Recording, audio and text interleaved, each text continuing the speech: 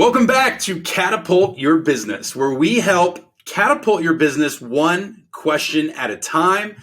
We've got a good question today. We're going to be slowing down and talking about adversity. How do you balance adversity, both personally and professionally? Entrepreneurs, we are constantly hit with adversity, and we don't talk about it enough. I brought in an amazing expert, Jeff Rendell. Jeff, welcome to the call. Thank you very much. Thanks for having me, Casey. Glad to have you here. For those that don't know, Jeff Rendell is our COO of Cultivate Advisors, helps oversee the entire country, and is an awesome resources for business owners to help them grow and scale. Jeff, thank you for your tenure here already here at Cultivate and all the amazing things you've done. I know a lot of our team looks up to you and loves your leadership. So thanks for doing that. But also thanks for joining us on the podcast to help our listeners and entrepreneurs continue to move their business forward. So thank you for that. I'm passionate about, and I'm pleased to be asked to kind of come in and chat. Yeah, well, tell us more about that, right? Like you've had an unbelievable career, right? From being in the franchising space to moving into, overseeing and teaching and scaling franchise owners at a very large scale. Obviously, you lead our entire team, and it helps scale that as well. Help me, why is adversity so important to you? Like, what is it about, this topic that makes you go, this is really important to me personally? Well, I just don't think like anyone can avoid it. Like it is just something that every business owner, every employee, no matter who you are going to face adversity personally and professionally as you go through life and as you go through your career. So it's not a topic that any of us can avoid. We're going to have to deal with it. And the way that we deal with it will, project how we're going to do in life and enjoy things. I mean, I can absolutely validate we're all going to deal with it, right? I think, people don't talk about, even though the business owner side, right? A lot of people don't realize when they come to advise with us how much therapy happens in our advisory, right? On a daily basis. And that just shows you the amount of adversity that's continually met. If it's in pursuit of a goal or if it's something personal, I asked the question in the form of what's the balance between personal and professional? I thought it might be fun, Jeff, if you're open. What's some adversity you've dealt with, right? If it's been in your career or more recently, anything you're willing to share, and I can share a couple examples too, but I think people understanding and being able to define what do we mean when we say the adversity you have to overcome, in pursuit of what you're trying to achieve and balance. Yes. Well, those that know me are, I'm very, kind of speak from the heart and share my experiences. So, I mean, to start real back early of like dealing with adversity personally, right? Before, many years before I got into business, I lost my mom when I was 5 years old. She was killed in a car accident. And then my dad took his own life a month before my 17th birthday. So, as a 17-year-old, there I am out in the world, right? An orphan. And, so you've got to, be able to, that's, again, pretty tough at that point, but it was what I knew. And right, you take the steps forward, you get the help that you need, you get the support that you need, and you just continue to move on. So, I mean, on a personal level, but there's been many other things that have happened over the last 30 years, personally.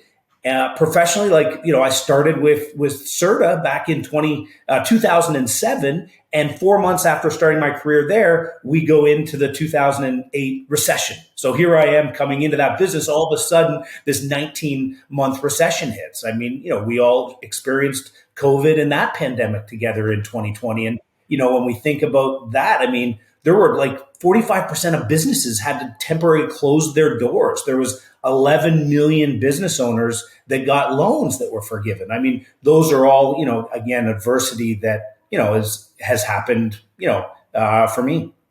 Yeah. Well, and look, I mean, we've all faced it, right? Fortunately, my father also passed, not when I was as young, but, here I am, kind of going through parenthood now without my father, right? And that definitely affects me on the personal side. And I don't think we always understand how much the personal side affects the professional. I think it's more often I hear entrepreneurs talk about the business is running me. I don't have a balance. I don't have time back at home. I need more time with my kids or my family or these other priorities I have. But it goes both ways. There's things that also happen personally that affect professionally, and then professionally that affect personally. And I think it starts with consciousness, right? It starts with this ability of just knowing what is adversity to you, What are those things that you do need to overcome and are going to continue to come up? How do you deal with it? How do you manage it? But also, how do you find balance in it? So, I mean, Jeff, you've got a pretty epic story, and thanks for being so open to share, and so humble to share kind of even just, your parents early on. Obviously, it was very tough. Very few can probably relate to that. But what have you learned? Like, if we were to slow down and think about owners and business owners that they go through, what have you learned, when it comes to finding balance? How do you do that when adversity is hitting you both personally and professionally to get there? Yeah. Well, I think, the first piece I think we've talked about is understanding that it is going to happen, and it's not a bad thing. It's not a good thing. It just is, right? It just will happen to all of us. So just accept that and understand that, there are going to be ups and downs. And, when we're working with our clients, we talk a lot about the transition curve, right? And how you're going to go through these different transitions, or you're going to go through these different chapters or phases of life, and embrace it for what it is in the moment. So I think that that's the first thing that comes to my mind is just, we shouldn't feel, that we're a bad person or a bad business owner because we're having a struggle or a challenge, or, because it hits us all. So, I mean, that's one thing I just think of the mindset. What I think is really critical that has worked for me and has kept me sane is the having, healthy routines, and being able to manage my calendar in a good way that gives me the balance to be able to have a productive home life and a productive, career. And I think of, years ago feeling guilty when I was at work that I should be home with my kids when they were much younger and I was, working more and traveling more and stuff like that. And then there'd be times that I'm home with the kids on a weekend and I'm like, oh, I should be doing this. This didn't get done before I left. And, before I left the office on Friday or whatnot, I was always in this guilt of I should be doing one or the other. And I wasn't able to really be present. And once I got a better, healthier routine and I got clear on my vision and I really started to dive in to managing my calendar and my priorities, that's when things really shifted for me. That's a lot to unpack. So here's what I heard. I heard one is the mindset, right? I heard first is, hey, you better acknowledge that this is going to happen. Okay. You got to know that and you got to have a plan for it. Number two, you kind of slipped this in right at the end, was the vision piece of it. You've got to align on what is your vision. What are your priorities? What is important to you? And you've got to make clear decisions on that so you understand what you want out of this world and this time on planet Earth. Number three, establish healthy routines. I'm excited to go back and dig into some examples of those if you don't mind here, Jeff. And then number four, create that calendar to benefit the balance and really be clear. And I think we can dig into that a little bit more.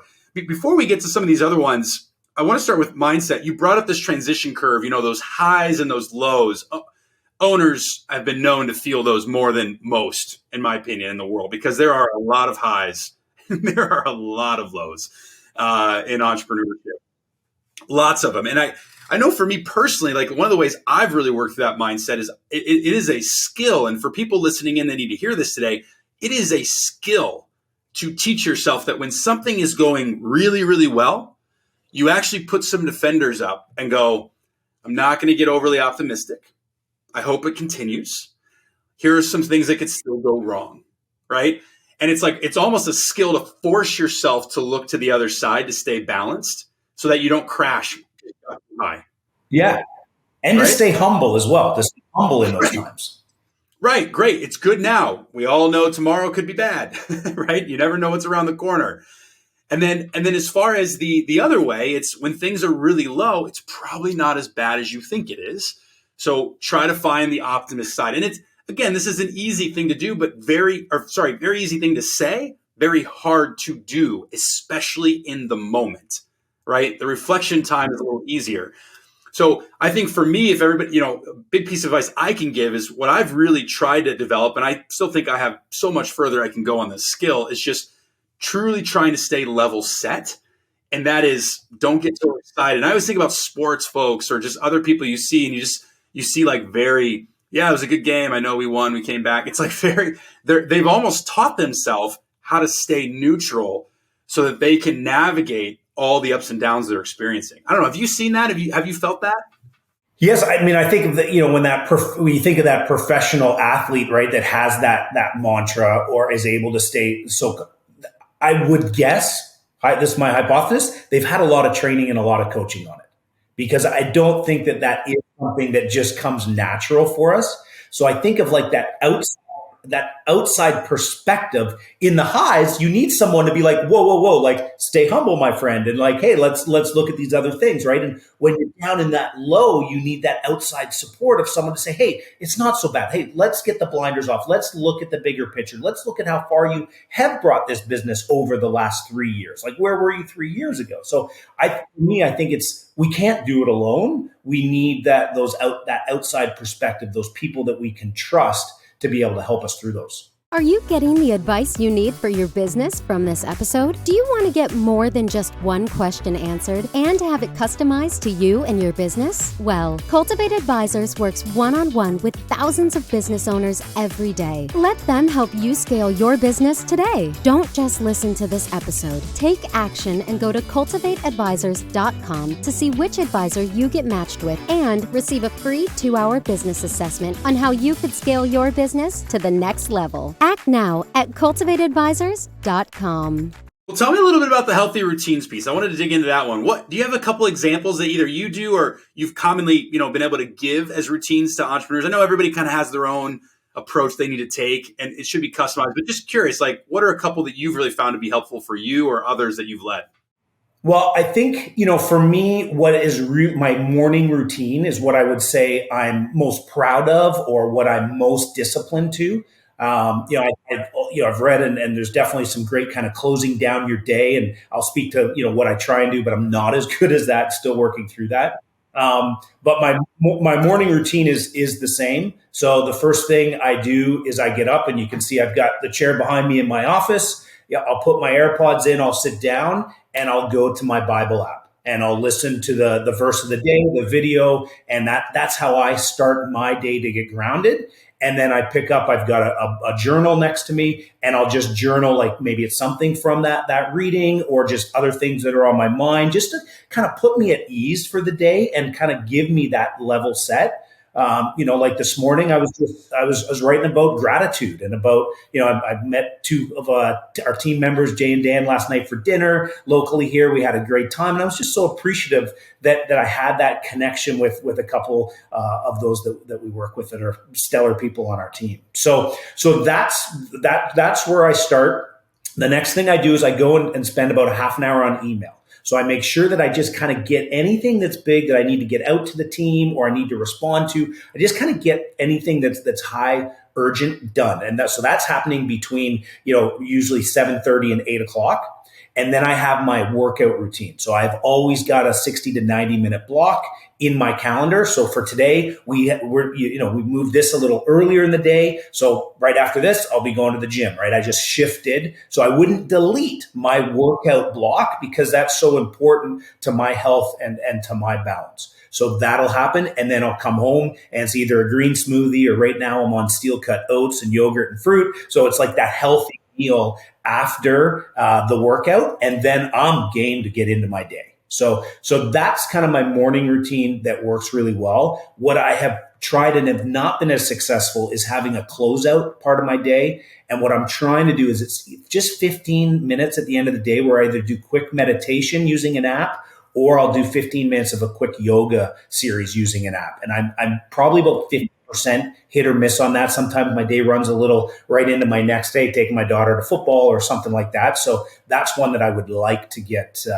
more of a consistency to. I love it. I think the key though is having the routine, right? I think that was a great example of what that routine sounded like. Other people could come up with their own routine. But what's really what I heard, Jeff, was like you're clearing your head actually is what you're doing. You're getting thoughts on paper, you're getting your head clear so you can start the day and you've invested and you've given to yourself before work. And that just seems like that's really important to you so that you are able to then focus through the day. And I think that's where people get struggle, right? I'm the opposite of you, Jeff, actually. We've never actually talked about this. I'm terrible at a morning routine. Horrific.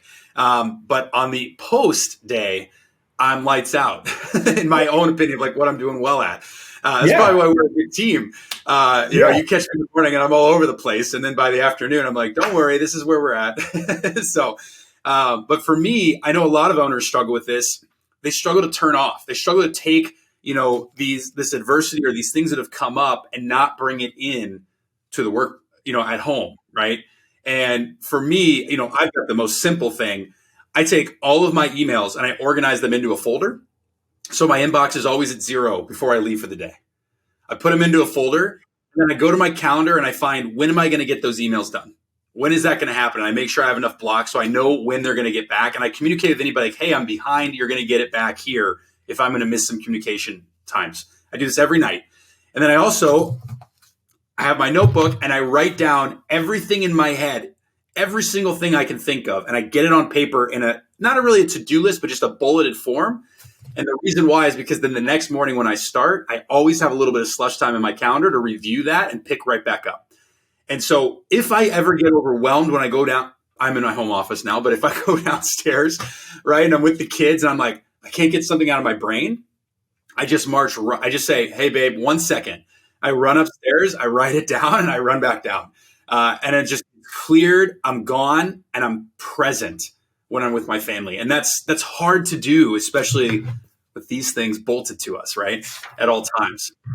I think that's great advice to our business owner community, right? Is just to take that time to just clear your brain. I've heard that before, like before you go to bed, right? Like have that notebook there beside, just get it out of your brain so you can sleep well. And it sounds like you're doing a great job clearing all that so that you can be fully present with your family, which is, I agree, is a really big challenge for many entrepreneurs. So that's a great piece of advice.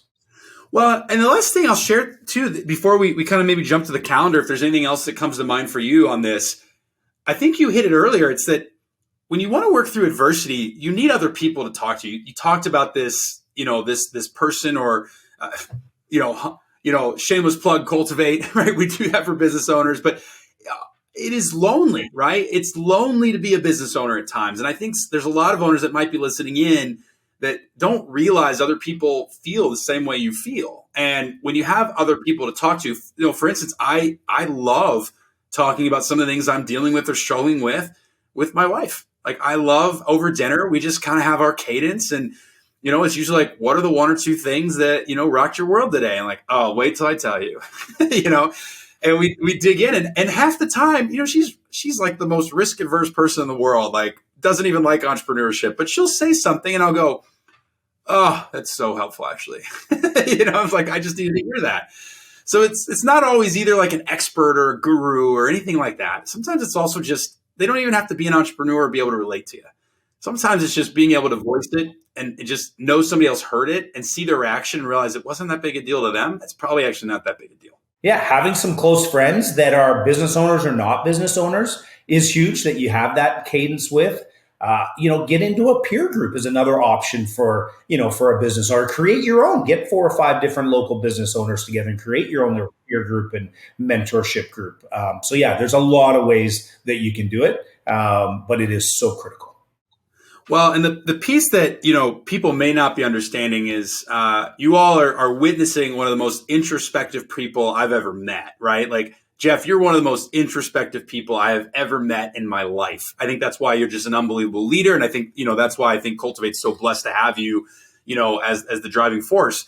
And I will tell you, everybody listening in, this all we're talking about, it actually really works because of the level of introspection, right? If you've got a hard ego, or if you're kind of coming in going like, I don't want to share openly what's going on, or like bring any of my problems I'm dealing with to the forefront, that probably will not end well for you. I don't know what that exactly means, but it probably will not play out the way you think it's going to play out. And the faster you can be humble and introspective to acknowledge when things are going well, when things are not going well, and talk openly about that, that also will kind of level set that dynamic as you go through all these different moments of adversity. So you mentioned calendar balance. I want to come back to that for just a moment. We can't take, we've only got a few more minutes here. We can't take a ton of time to train everybody on, time and priority management with their calendar. But what are 1 or 2 tips that come to mind that helps you stay grounded, helps you work through different adversities that come through in the business and personally? Just what would be the biggest piece of advice you could give to our listeners when it comes to approaching their calendars? Have one would be the start. Like many business owners may not look at their, their Google Calendar or whatever it is. So like get some sort of management, whatever it is, and follow it. The biggest thing for me is having blocks of time, whether it's slush, whether it's email time, whether it's prep time, it's my meeting time, it's my follow-up time, it's my personal workouts. It's like all of that goes into my calendar. All my personal stuff goes into my calendar. And then I plan, but then I also proactively will go back the previous day and make sure that it aligns so that I could go back a month from now and go, hey, where was I out of whack, right? Like if I take my daughter to football practice tomorrow night and I do 2 hours of email sitting in the car or work on something while she's at practice, I'll put that into my calendar, right? Like retrospectively so that it's in there so that I have a good sense of what I'm actually doing and how much time I'm spending in different areas. So again, yeah, we could go on and spend, an hour just on that, but those are a couple things that quickly just come to my mind. Thanks for tuning in to Catapult Your Business, where Cultivate Advisors is helping you catapult your business one question at a time. Are you running your business or is your business running you? At Cultivate Advisors, they'll match you with an expert advisor and do a free 2-hour deep dive for your business. This will give you the clarity you need on how to get your business to the next level. Cultivate has worked with thousands of businesses. What do you have to lose? So head over to cultivateadvisors.com and sign up for your free 2-hour session. You just gave a quick masterclass in like 2 minutes. That was pretty fantastic. For everybody listening in, like I heard earlier you say, do not delete, right? You talked about your workouts. Do not delete. I totally buy in and agree to that. I operate the same way. To help share the why, if you delete that, what you did is you just enabled yourself to break out of your guardrails you've set of what's important to you, what your vision is, what you need to achieve, right? You're going to fall down on some goal of some form that you've probably set that you're in pursuit of, if it be personal or professionally. And so please, please, please don't just delete, move it. That way you start to know when you can say no, right? Because you actually know you're out of time. I find people really struggle with that, especially business owners who are running around with their heads cut off on the business. But then the other one I just heard you say, which I love, is you've got to put your personal calendar. Isn't that so true? I mean, how many people do you meet? They have a calendar for work or their business, but they don't have it on the personal side. It blows my mind. It's like, of course you're going to be inefficient. Of course you're going to lose out on opportunities. Of course you're going to look back and go, oh, I didn't really do much for myself. It's like, well, if you would have planned it, you probably would have done it.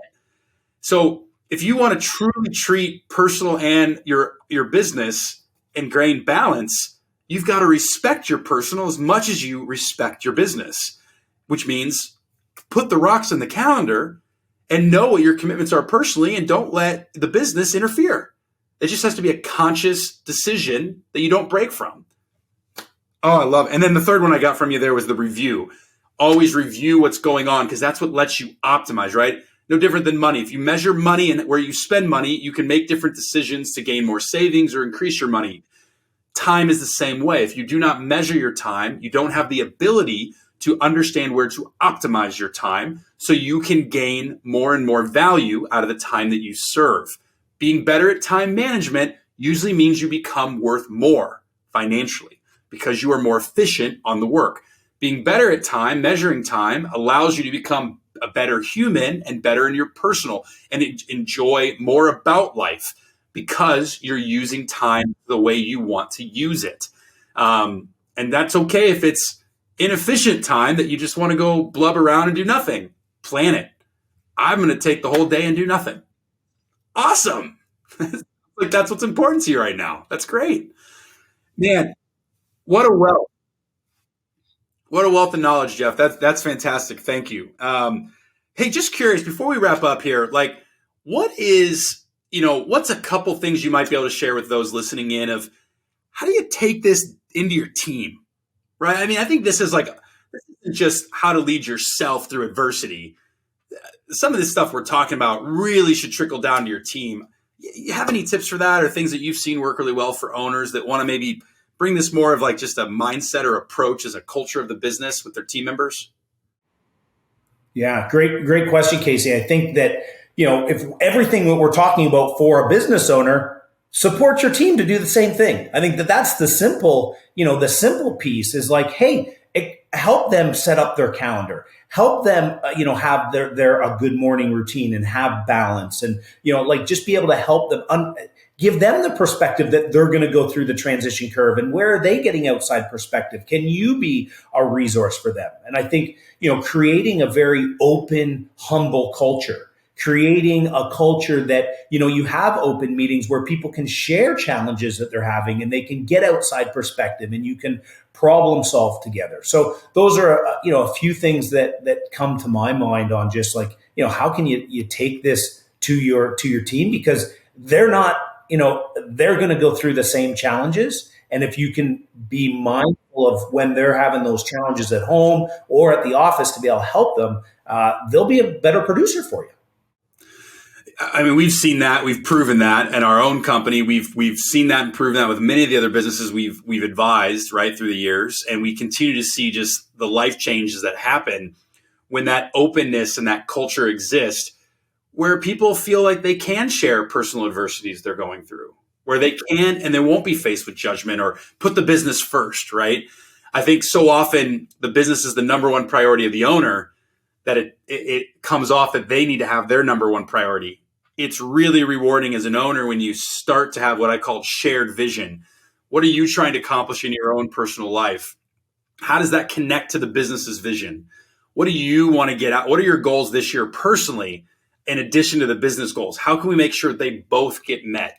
When you lead that way, the doors of productivity and performance skyrocket because the buy-in increase from teams just through the roof. Right. And we've continued to see that as we teach that. I think that's fantastic. We're coming out on time here, Jeff. You're a wealth of knowledge. Thanks again for the time you've taken. And for all our entrepreneurs listening in, don't assume what other people are going through. It's not a competition of what adversity you're being met with at what time, both professionally or personally. It's actually just about consciousness and acknowledgement and having a level head through that and how to manage and find balance within it. And so thank you for jumping in and listening to us today. But before we close out, Jeff, I love to come to our guests and just go, hey, what's one big piece of advice or any words of wisdom you'd love to leave, with all the entrepreneurs that are listening in to this episode specifically? What's something you'd like to share with them, on our way out? I guess there's two things that come to mind. One is where we didn't get a chance to get to it time-wise. Maybe we'll come back and do another podcast down the road on vision planning. But I think that is so critical and ties to this on vision planning, both personally and professionally. So for our entrepreneurs out there, there's lots of good resources that you can, find out there. Vivid Vision by Cam Harold is one that jumps out to me. But just, how can you create a personal and professional vision for you? If anyone wants to reach out directly to me, I have a 5-step process that I've created and worked with business owners and fellow teammates over the years. So I'd be happy to send you that 5-step process and just walks you through every step of the way to be able to set up your own personal and professional vision. So Jeff at cultivateadvisors.com, easy to find me. Happy to send that to you. And then the last thing is just how important it is that we live in community with others. And whether that, again, is an advisor, it's a peer group, it's a great friend group. I just think like when I'm in community with people, like I train better. If I'm out running with a couple of buddies or I'm out, hiking with a couple of buddies, I always go faster versus when I'm on by myself, right? Having conversations, this outside perspective, or having someone help hold you accountable to what you say you're going to do, or help hold you accountable to being humble. So just living in that community with others. If we do it with others, we'll do it at a much higher level and probably a level of more enjoyment. So don't go it alone. Reach out to those in your community. Jeff, very well said, as always. Vision and community. Good things to dig into if you're continuing to look to level yourself. Thank you all for joining us again for another jam-packed episode of Catapult Your Business. We're here to help you grow and scale your organization one question at a time. We will see you next week.